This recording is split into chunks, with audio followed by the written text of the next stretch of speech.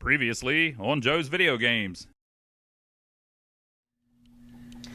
And so it is back from the dead. Still needs a ton of work, but so there's a ton of light bulbs burnt out. So the next thing I'm going to do is I'm going to pull off both of these light boards and work through them.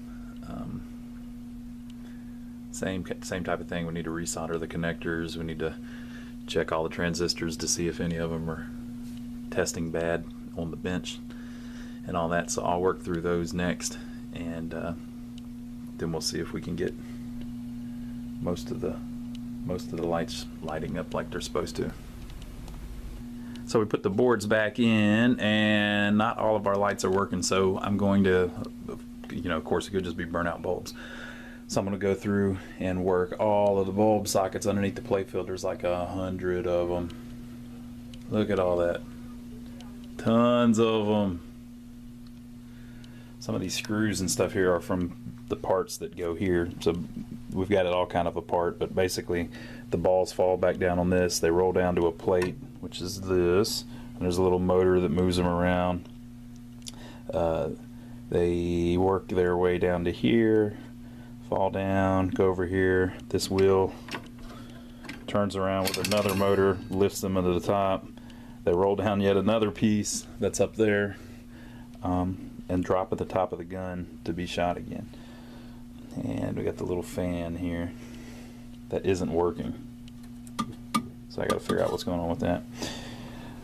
So, but the next thing I'm going to do is I'm going to get all the lights doing their thing. So I'm going to go through and check each bulb and blah blah blah blah blah, and change the sockets and get as many of them going as possible. So I'll come back whenever we get all that taken care of. So we have lights. So all of them are working except for one. That one's out again, but just needs twisted. This one I can't get to work. It's light number 70. But all the other ones are working. So this thing's actually trying to cooperate. You can hear the sound. That's the soundboard trying to tell me, fix me next, fix me next.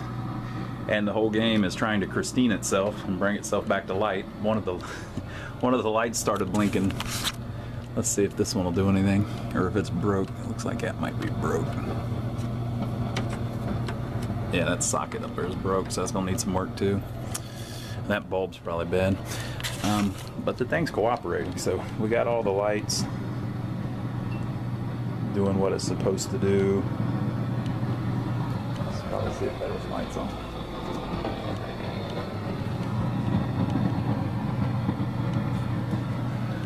So you can kind of get an idea how it's going to play. Boy, she's getting there. So next up, we're going to take this off and get to the displays behind it, and the soundboard is behind that. So we're going to mess with the soundboard next because it's annoying me. So we're getting a little farther along. We had to stop for a little while because I didn't have any of the pinballs for it. So I ordered a ton of the pinballs. I have no idea how many go in here. I saw a guy online trying to sell one, and he mentioned that he had just bought 80 pinballs for it. So I bought 80 pinballs for it. They're 5/8 inch. And you can get them from all the usual pinball places, but they're also the same as ball bearings.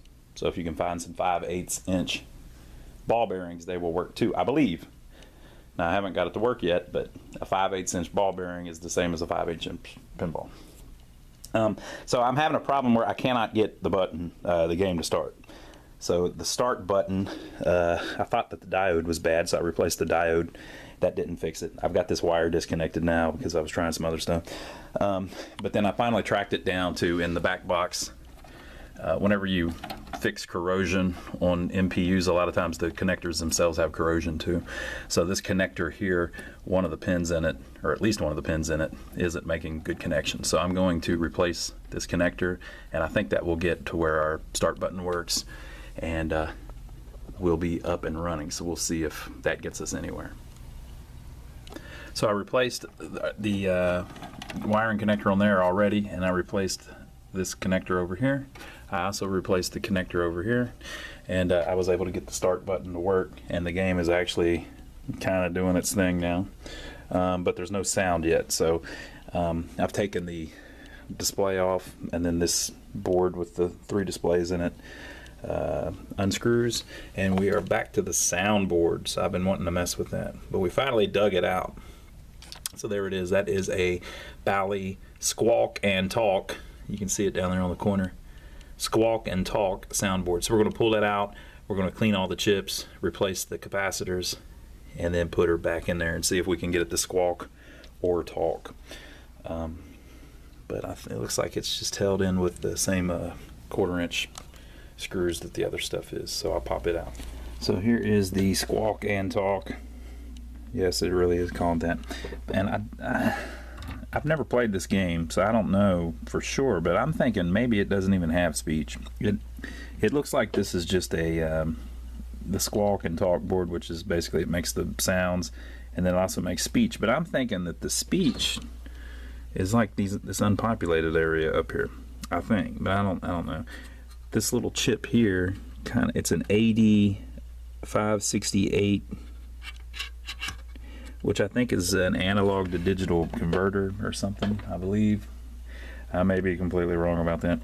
But the interesting thing about these soundboards is, that if you saw us messing with the main MPU board, whenever they designed that MPU board, that was for the original Bally solid state system, which was like 77, and they hadn't even thought of soundboards like this yet.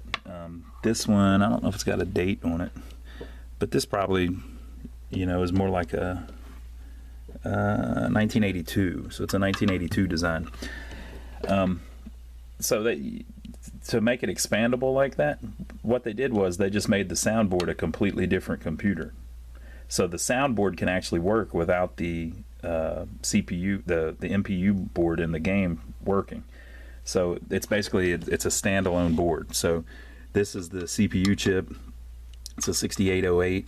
This is the PIA chip, the peripheral interface adapter. It's a 6821 chip, and this is the RAM chip, which is a 6810 chip, and then here's the ROM chip. So you've got these 4 chips that can actually run its own computer. And so if your MPU isn't even in the game, you can test this board by pressing this button, and it does a little test sequence. And I don't know specifically what the code tells it to do whenever you press that button, but usually whenever you press it on most of the boards with a separate soundboard like this, it'll play a series of sounds and stuff, so you can tell that it's up and running. And the actual MPU board that's in it has a similar setup. I don't think it has a 6808. I think it's a 6800. I might be wrong about that, but the PIAs that it uses are 6821s, and the RAM that it uses is a 6810, just like this. So it's kind of the same setup as the main board that runs the pinball machine. But if your MPU's not in the pinball machine, so the pinball's not actually up and running, your soundboard probably won't make any sound, because the way it works is the MPU sends signals over to the board and triggers certain sounds and tells it to do this and blah blah blah blah blah. But you can test it with that test button like we were talking about. So pretty cool. Now, whenever I took this out, I took the chips off, and they were filthy, completely filthy. So I think that was probably the reason that the sound wasn't working right and was cutting in and out. And by now, it had completely stopped. Now it's not making any sound. These caps could need replacing, but I think what I'm going to do first is I'm just going to put it back in after cleaning the chips, because the chips were so filthy, there's no way it would have worked right. So I cleaned them all, got them nice and shiny, and just the ones in the sockets. The ones that are actually soldered to the board, you don't have to clean because they have a good connection that's soldered. But the ones that are in sockets get all oxidized and messed up. But they're nice and shiny now, and the sockets looked good. So I'm going to put it back in the machine, and we'll see if we get any kind of sound. And I'm also going to start it up to see if we get any kind of gameplay going for it. And then you can tell me what you think. Well, that did not get it going again. So I had to look a little more deeply into it. So here's the scoop. So when you first turn on the game, I went and checked out the flash code. So this is the little LED. And on a Squawk and Talk, the ROM, the code in the ROM, tells the flash to do certain things when it comes on. So it flashes on this particular board 4 times. And so one of the flashes, it checks the RAM, and one of the flashes, it checks the PIA and all this stuff, right? And so on a rapid fire, if it flashes 4 times, that means it's working fine. On most other games, if it flashes 5 times, that means it's working fine. The 5th flash is it checks this chip, and this chip isn't in there. It's like a sound generator that's used in the speech. I think the actual speech chip goes up here or something. So I'm pretty positive that these don't have speech. But anyway, it's supposed to flash 4 times, and it does flash 4 times. And if you watched earlier in the video or the previous video, this thing, whenever we first started working on it, it was actually making some sounds. You could hear some stuff going on and blah, blah, blah, blah. And then that stopped. So I think all of the actual computer part of it is doing its thing.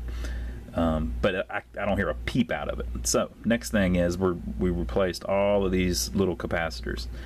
And the whole board was covered with these little tiny axial 1UF 50 volt capacitors.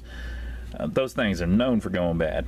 I've had a Mr. and Mrs. Pac-Man, I think, has this board, or I believe that's right, that I had a problem before where one of the little 1UF ones was messed up.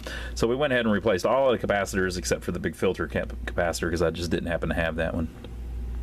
And then the last thing that we're going to check, I figured I'd show you, is on the board there are 2 little potentiometers. It says sound volume and speech volume.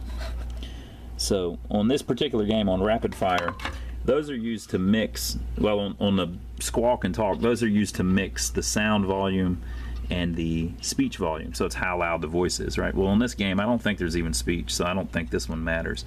But sometimes what happens is this one of these pots will get messed up. They're kind of cheap. That wasn't the best product to put on the board. So we're going to test to make sure those are all right. And then on rapid fire, actually in the software, you can turn the volume up and down. So I went and checked that, and I had it set on 8, so it's turned up. It goes from 0 to 15, so it's turned up halfway. But I need to check this pot to make sure that it's working right. So a pot, if you don't know, if you're just starting out with this kind of stuff, a pot is a potentiometer. So basically what it is it's a resistor that's variable, and it says right on the pot what size it is. So this particular one, and both of them say 1K ohm, so it's 1,000 ohm if it's all the way one way, right? So we'll turn it over, and this one here is the one that we're interested in. So what I'm going to do is I'm going to take a multimeter, which is set on resistance, right? And I'm going to try to do this with one hand. I don't know if I can, but we're going to see if it's a 1 ohm pot like it says it is. I don't know if I can do this with one hand. Maybe. Check it out, I did it with one hand. So the pot all the way across the 2 leads is 1,056 ohms. So that's about right. That's how it's supposed to be. And then on the other one, let's see if it's something similar. The other one is 1,092 ohms. So what that means is that's the amount of resistance all the way across the horseshoe of the pot. Now whenever you turn the knob, it drags a little thing across the pot and makes a short. So it allows you to adjust how big of a resistor you are. So you can see how that works real good in volume. So if you just had those 2 shorted across each other, it would be at full volume all the time. And so whenever you turn that thing down, basically it's adding resistance to the volume line, or however they've got it designed. They might have it designed actually complete back the other way. But so now what we're going to do is we're going to check between the middle leg. Man, it's hard to do with one hand. With the middle leg and the outside leg. Ooh, and we're getting 2,280 ohms. Now, should that be possible? It's only an 1,000 ohm pot. So between the middle leg and the outside leg, you should have less than 1,000 ohms, right? I'm gonna check this other one. So going the other way, it's got 3.3 thousand ohms resistance between those 2. So in other words, that pot is all screwed up, right? It's not right. Let's check the other one. I'll re-explain it here in a second, just in case you're beginners with this. If you're into this stuff all the time, I'm sure you know exactly what I'm talking about. This is ridiculous trying this with one hand, but okay, you got the message. Okay, so a pot, it's a knob, and from one leg to the other leg is the maximum amount of resistance. Well, these are 1K pots, so there should be 1,000 ohms resistance between this side and this side maximum, right? And that's kind of what we got. We got a little over that. It's like 1,056 ohms, but that's probably within manufacturing specs. So between the outside leg and the middle leg should never be more than that, because the purpose of it is whenever you turn it, you lower the resistance.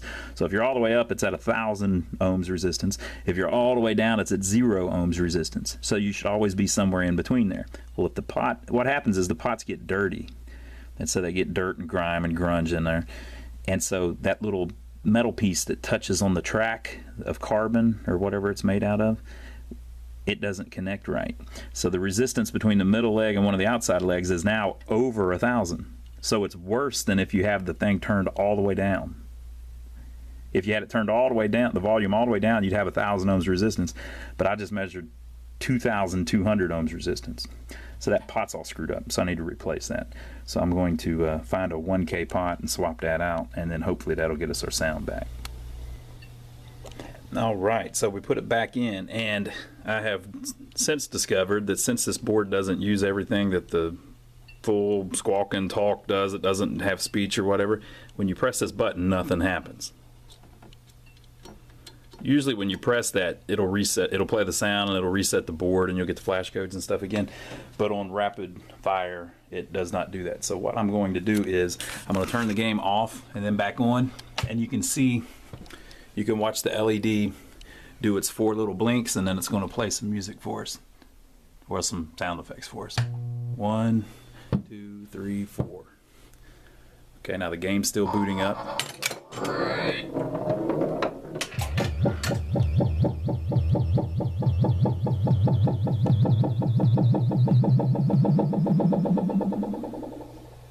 Alright, and if you go into, of course if you play the game it'll play music, but if you go into the test mode, it plays that cool little sound over and over again. And if you go up to setting 20, you can adjust the volume. So if you go to setting 20, you can adjust it from 0 to 15. You can also use that volume knob that we replaced, but your problem that you have with that is it's not really designed for that. It's more designed to mix that and the speech. So even though there's no speech. So I hope my point's getting across. They basically just used a board that they used on a bunch of other pinball machines, put it in this, but never made the speech part work. All right. Okay, so the game is actually working. What I'll do is I'll put the board back in, I'll lean the displays back up, and just for a minute we'll screw around with it. Alright, so we've kind of got the game up and running, but it's obviously it needs tons of cosmetic work still. And we've got a few of the lights that are still acting up that we need to replace. Or we don't need to replace them, we need to get them working properly. You can hear random balls rolling around inside of it as they're dislodged. We bought a ton of these things. So I'll coin it up and just kind of give you the gist of, show you that the thing is up and running. And then what I'm going to do is we're going to do all the cosmetic stuff to it that we need to try to get it looking as good as possible, get it all together how it should be presentable, and then I'll film a full video of it where I review it and we play it with the tripod and everything so you can see what it was like. And again, you got to remember, this is not a pinball machine. It's like a shooting game. It just looks like a pinball machine. So I'll start it and you can kind of see the deal. The gun, by the way, will turn when you turn the handles, and there are triggers on each handle. This little white thing here is like a shield, so if you hit this button you move that shield, so you can move that around to the left or to the right to block things.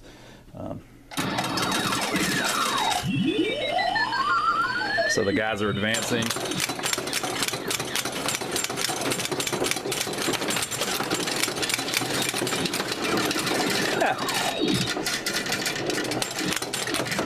And so you rapidly fire at them, people.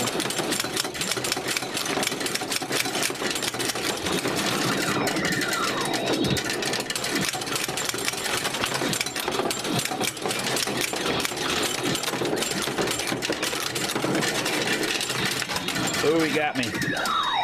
So you kind of get the gist of how the thing played back in the day. And it really does shoot pretty fast. So we still got a lot of work we got to do on it, but we kind of wanted to just film a video showing you kind of how the internals work on one of these a little bit and what you have to go through to fix it. But we've got it back up and running, and we'll get on the cosmetic stuff, and hopefully we'll have a video up soon of the completed project. So if you like what you saw, or if you have any comments about it or any questions about it, leave them down below. Give us a thumbs up for taking the trouble to film this while we work through it a little bit. We'd never worked on one of these, so we thought it was kind of cool, and we'd document it a little bit. Give us a thumbs up, leave your comments below, make sure to subscribe to us, and every time we do a video like this, it'll let you know that there's a new cool video from Joe's Video Games up, and we will see you on the next one. Rapid fire.